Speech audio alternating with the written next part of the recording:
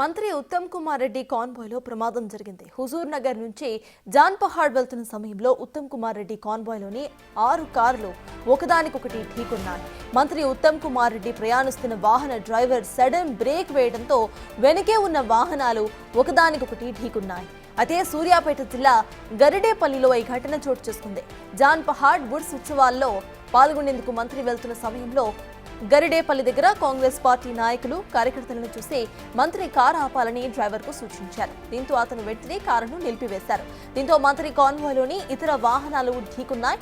ఈ ప్రమాదంలో ఎవరికీ ఎలాంటి ప్రమాదం కాలేదు. అయితే కొద్దిసేపటికి అక్కడ ట్రాఫిక్ జామ్ ఏర్పడింది.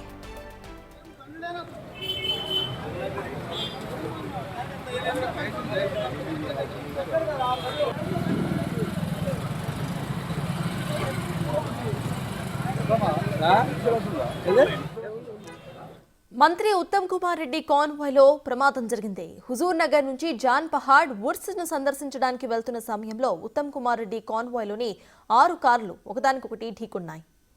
అయితే మంత్రి ఉత్తమ్ కుమార్ రెడ్డి ప్రయాణిస్తున్న వాహన డ్రైవర్ సడన్ గా బ్రేక్ వేయడంతోనే వెనుక ఉన్న వాహనాలు ఒకదానికొకటి ఢీకున్నాయి. సూర్యాపేట జిల్లా గరిడేపల్లిలో ఈ ఘటన చోటు చేసుకుంది. జాన్ పహాడ్ వుడ్స్ ఉత్సవాల్లో పాల్గొనేందుకు మంత్రి వెళ్తున్న సమయంలో కాంగ్రెస్ పార్టీ నాయకులు కార్యకర్తలను చూసి మంత్రి కారు ఆపాలని డ్రైవర్కు సూచించారు. డ్రైవర్ వెంటనే కారు ఆపడంతో ఈ ప్రమాదం జరిగింది.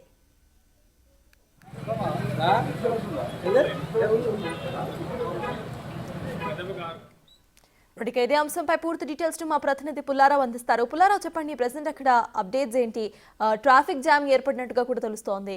మొత్తం క్లియర్ అయిందా? అసలు అప్డేట్స్ ఏంటి?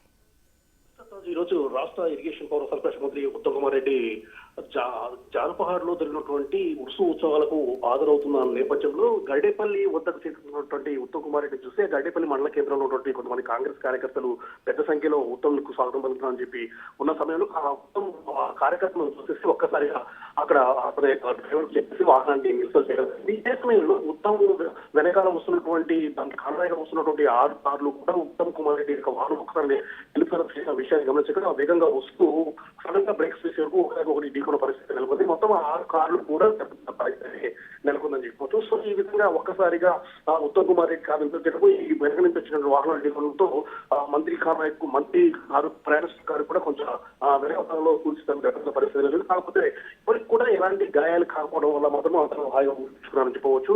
సో ఈ ప్రమాదానికి ప్రధాన కారణం మాత్రం ఒక్కసారి కార్యకర్తలను చూసి ఉత్తమ్ కుమార్ రెడ్డి వెహికల్ నిలుపుదల చేయడము, వెనకగా వస్తున్నటువంటి వాహనాలు వేగంగా వస్తూ సడన్ బ్రేక్స్ వేసే వరకు ఈ విధంగా ఢీకొనడం, ఇవన్నీ కూడా జరిగిపోవడం జరిగింది.